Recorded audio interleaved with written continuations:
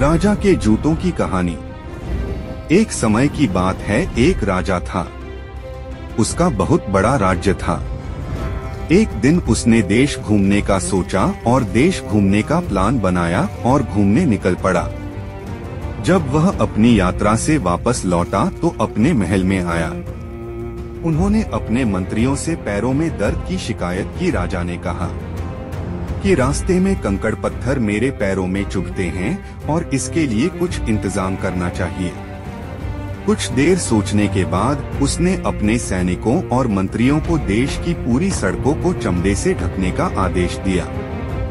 राजा का ऐसा आदेश सुनकर हर कोई हैरान रह गया, लेकिन किसी में मना करने की हिम्मत नहीं हुई। यह तो तय था कि इस काम के लिए काफी पैसे की जरूरत थी, लेकिन फिर भी किसी ने कुछ नहीं कहा। कुछ समय बाद राजा के एक बुद्धिमान मंत्री को एक युक्ति सूझी। वह राजा के पास गया और डरते हुए बोला, मैं आपको एक सुझाव देना चाहता हूँ।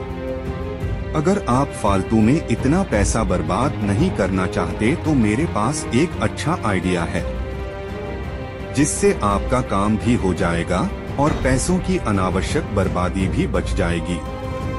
राजा को आश्चर्य हुआ, क्योंकि यह पहली बार था कि किसी ने उसकी अवज्ञा की बात कही थी।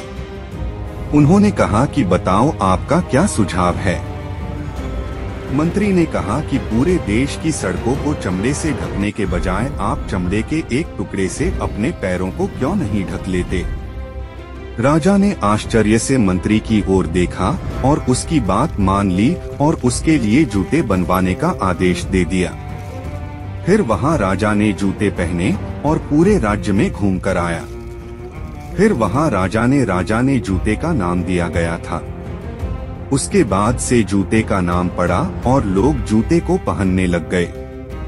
यह कहानी हमें एक महत्वपूर्ण सीख देती है कि व्यक्ति को हमेशा वही समाधान सोचना चाहिए जो अधिक उपयोगी हो। जल्दबाजी में अव्यावहारिक समाधान सोचना बुद्धिमानी नहीं है। दूसरों से बात करके भी अच्छे समाधान निकाले जा सकते हैं। Thanks for watching.